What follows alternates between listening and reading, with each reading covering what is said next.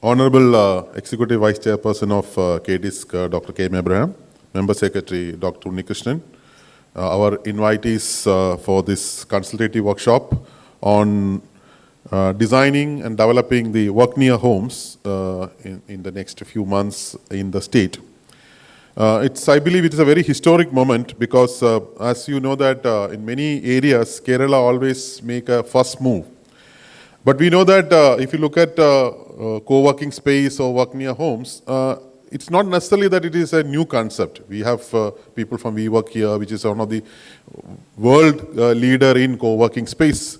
But what is challenging, or what is something which I think all of us have to collectively discuss, is to create a large number of them at scale in a very small geographical area, a 600 square kilometer area of the state. Do we have potential? What type of design have to be there? What type of activities have to be there in around 3,000 or 4,000 work near homes in the next few months' time? So this is, I think, is the broad context. In fact, Dr. Abraham has very beautifully given the background of Kerala Knowledge Economy Mission and the knowledge economy which Kerala is striving to work on. As I said, whenever we do something new, we work with a lot of assumptions. And I think the collective wisdom of all of you is to refine those assumptions, look at what are the challenges, and come out with policy and other other aspects, interventions to address them. So if you look at one of the reasons why we put such a large target for the jobs, we took this key mission that Kerala can actually be transforming to a knowledge economy, is primarily because of the assumption that there is a big shift happening in the global space in the industrial world. We know the industry world as we know today, where we have large industries, huge area industries, etc., is perhaps 200 years old, not more than that. It actually came mainly in the last century per se. And the newer industries, even the knowledge industries like IT industries, etc., which came, even though they could have been more decentralized, they actually mimicked the conventional, the mechanical industries per se. But that is actually have shifted over the time. As we know that most of the startups which has happened, they actually started leaving did not give priority to the real estate, but started looking at co-working spaces. Lot of companies, even in the IT space, started looking at freelancing talent as a key element for developing, etc. And through the COVID, this becomes accelerated. And then when we moved from a completely centralized system to completely decentralized system, where the whole work is pushed into homes. And that has created a set of challenges. Some of the challenges all of us know with Elon Musk is actually putting, and many of the others are putting. So you actually require something in between, where you need to have a decentralized model, but need not be at home, because home is still a space where we need to have our privacy, we need to have our living space, and the work have to be closer to the home per se. So this is the assumption in which we are working. There is a substantive shift happening in the industrial world. It is not only in IT industry. In fact, one of the large steel company in our country have shown that how remote working can be happening even in a steel plant. Conventionally, a steel plant is where you need to have people working there. But they have actually shown that a steel plant can actually be operated by people sitting in maybe 200 kilometers radius. So you have seen even conventional industries, there is a shift happening which uses sort of a digital means to ensure that people can actually be at their own convenience and their own spaces per se. But at the same time, organization also has its own challenges, its own processes, its own need, which is evolved over the period, which may not be able to be implemented effectively at a home level per se. So you really require smaller workspaces which can do that. In fact, I was talking to Mr. Balakrishnan from Geojit, and he was saying that some of the regulatory agencies like SEBI, for example, today is actually saying that you cannot work from home. You have to actually, cannot work at home, but you need to come at an office space per se. Now, when you move to office space, it challenges both Dr. Abraham and Dr. Unnikrishnan mentioned that the mobility challenges, the time waste, all these are happening. So can we actually think about a model where we can have small office spaces very close to your workspace. At the same time, you are working in a remote area through the digital means per se. So this is our fundamental assumption in which we actually develop this work from work near home concept per se. And why we think about such a large number in Kerala? There are 2-3 reasons. A, if you look at many sectors, the percentage of Keralite participation in knowledge jobs in the country and in the world is very, very high. IT sector, for example, we have around 150,000 people working in India, in Kerala. But we have close to around 2 million people working in India, which is almost 1/3 or 18 to 20% of the entire IT workforce in the country itself. So basically, similar things can be spoken about healthcare sector, similar thing can be spoken about many other sectors per se.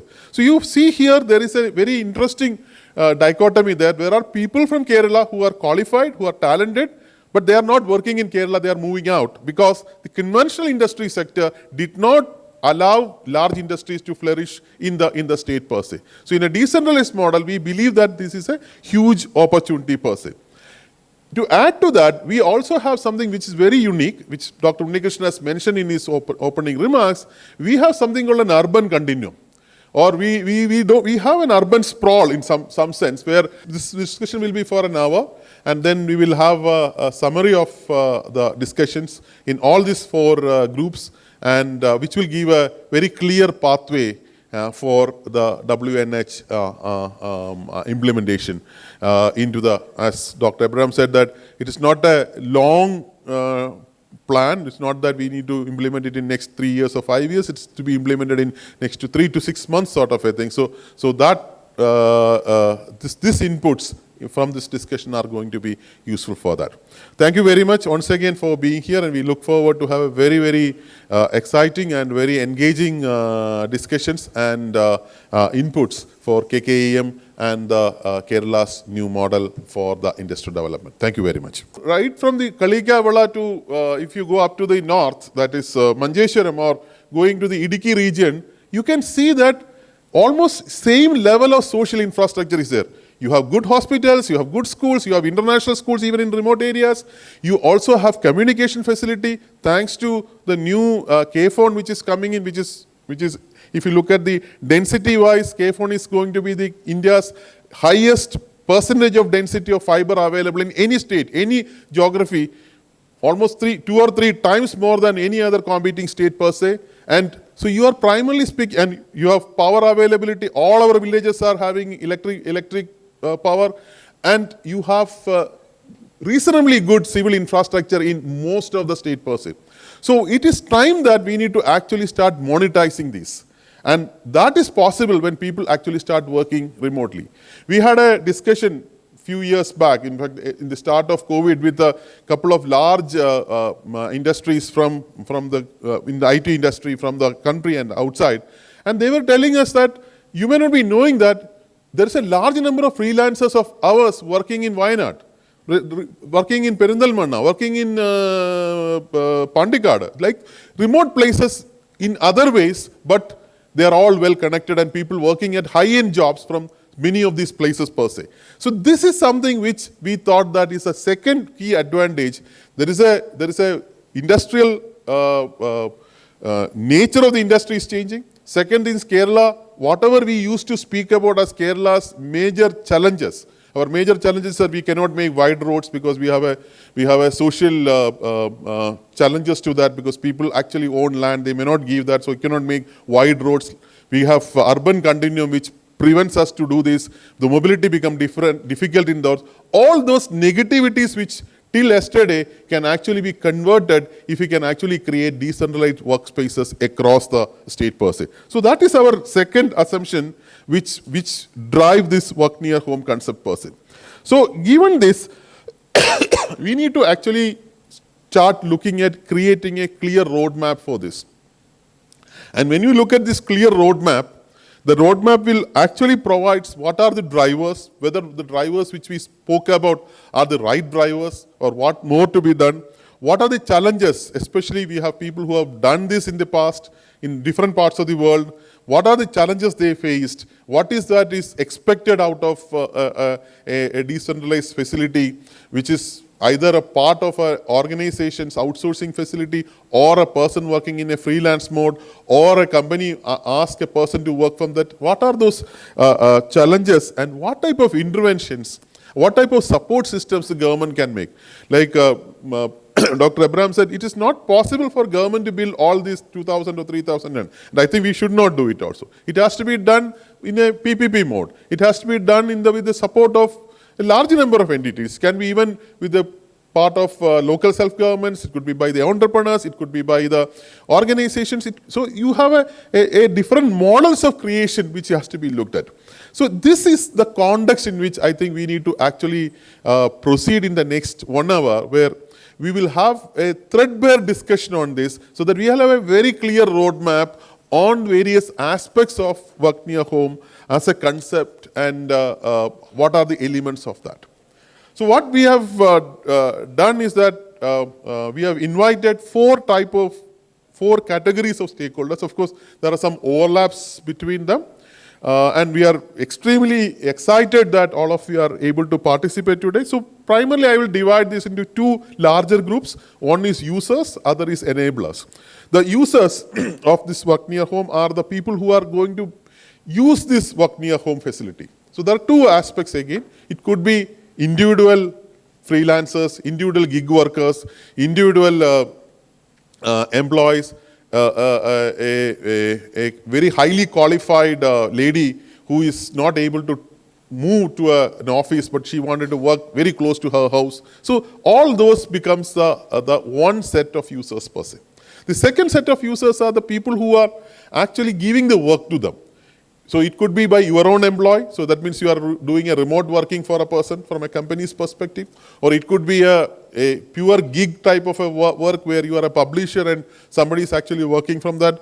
So you have, so that is a second type of user. So the user who physically uses facility, the user who derives the advantage of the people not commuting to your own office, but to an office in a little remote area closer to the employee's home as such. So this is our users per se. The second is enablers.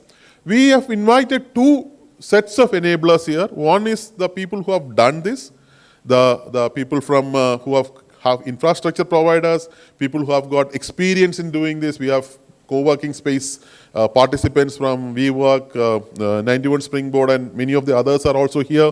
We have people from larger building organizations like Credai and others are here. We have people who have created smaller but very successful incubators and co-working startup spaces within the Kerala here. So that is one set of people who have actually created and shown that this model work at different parts of the India and the world. The second set of enablers are the government. So that is government or semi-government agencies who are primarily providing the policy support, the infrastructure support, maybe viability gap funding, maybe the support systems, etc. All of them have not started doing it, but they have intention to do that. So these are the 4 sets of people sitting here. We have people from all these 4 sets, people who are having work which can actually be done remotely. We have people who are able to take work remotely. We have people who are who have created such spaces, and people who are actually enabling such spaces per se. Now, for each of these 4 persons, many times these perspectives of these people and the challenges and assumptions on these may not be same. So we thought that this particular assemblage which we are going to happen in the next 1 hour, we will actually share our perspectives. We will share our challenges, share our success stories, share our aspirations. What are those fine aspects? Because we know that finally the success depends on the detailing. So what are those elements which actually one should take care of when you are thinking about designing a new WNH? What are the type of business models which will work? What type of support government agencies should take? As a potential employee which I am going to use this space, what are my aspirations? What do I want? What is the type of support systems which I expect?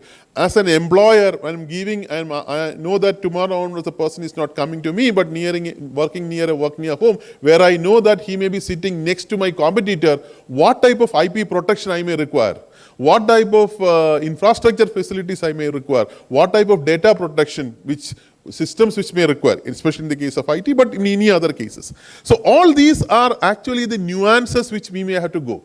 Because these nuances are the ones which makes these sort of models very successful per se. So we have actually put in just 4 areas, but I'm sure that very great people with a lot of experience are here, and we have great moderators who will be moderating the panel discussions, who will actually go more detail into this. We thought of looking at 4 key elements, but we'll go into the more detail. One, of course, is what type of design and what type of facilities have to be there, especially when you are looking at making such sort of a facility successful. What type of looking at current as well as future requirements.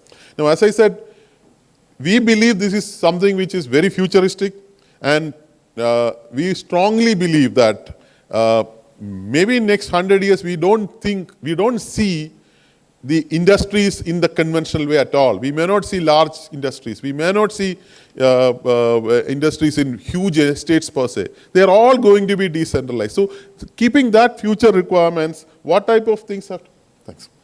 What type of future requirements have to be there?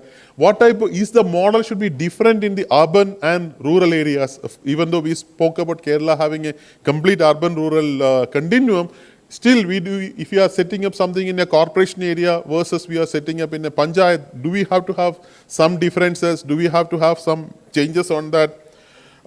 Do we have to have it as greenfield? Completely start new, or like Dr. Abraham said, that can we actually take the existing spaces? Can we really modify it? And to ensure that whatever required is actually can be provided. Can we actually look at what are the aspirations and challenges of the stakeholders to do that? So this is primarily at the design or the infrastructure space. The second is, this requires a huge amount of branding and marketing, and to ensure that all the protections and the safety, security, in multiple layers of it have to be maintained.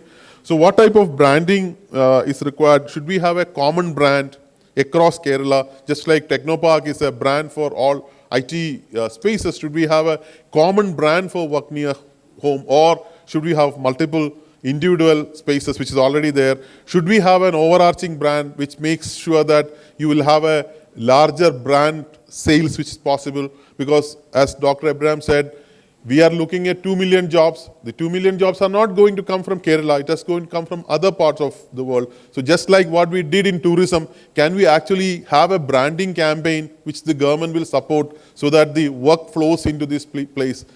Till yesterday, we were exporting workers or the talent. Tomorrow, we will only export only the work. The talent still remain here. So when you move to that model, can we actually have a brand campaign for that, looking at jobs across the world and to bring them over there, especially for infrastructure providers who are planning to invest? It's important that they need to actually get return for what they are investing. So do we really have to run a global campaign for creating that sort of a work job spaces over here? So these are some of the questions which we need to look at the branding space. We also look at the operations model. Who will operate it? Should it be a PPP mode of operation? Should it be a independent operation? Or should a company say that, okay, a consortium of companies will actually drive it? We have participants from GTech and all here. So some of those organizations, will they run it? So such questions are to be looked at, and some of the people who have early movers in this, especially in technologies and all, they have actually faced challenges of getting right businesses at some point of time, early stages, because many of them were ahead of time. So what type of viability funding is required, especially when you are looking at creating something which conventionally is not necessarily an industrial zone?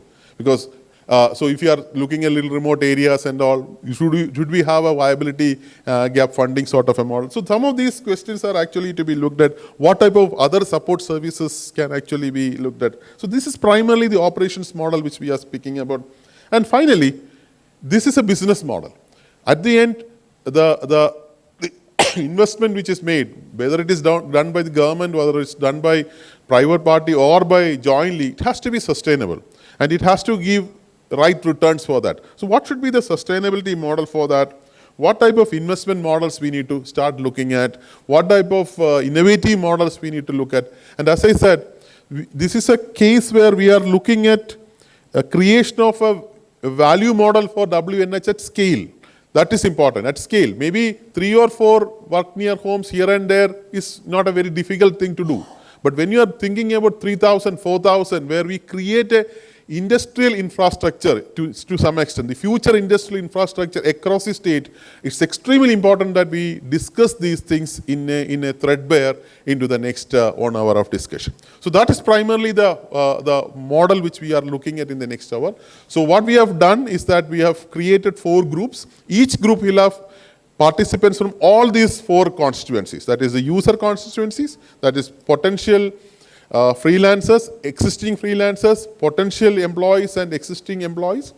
You have industry who are providing such remote jobs, industries who are planning to provide such remote jobs, industries who are facing people commuting to their place at this point of time and they are looking for something like this. So those 2 constituencies are there. Plus we are also put in every group the potential as well as existing infrastructure providers and people from the government and the supporting agencies. So we have 4 groups and we have 4 moderators who will be moderating the discussion.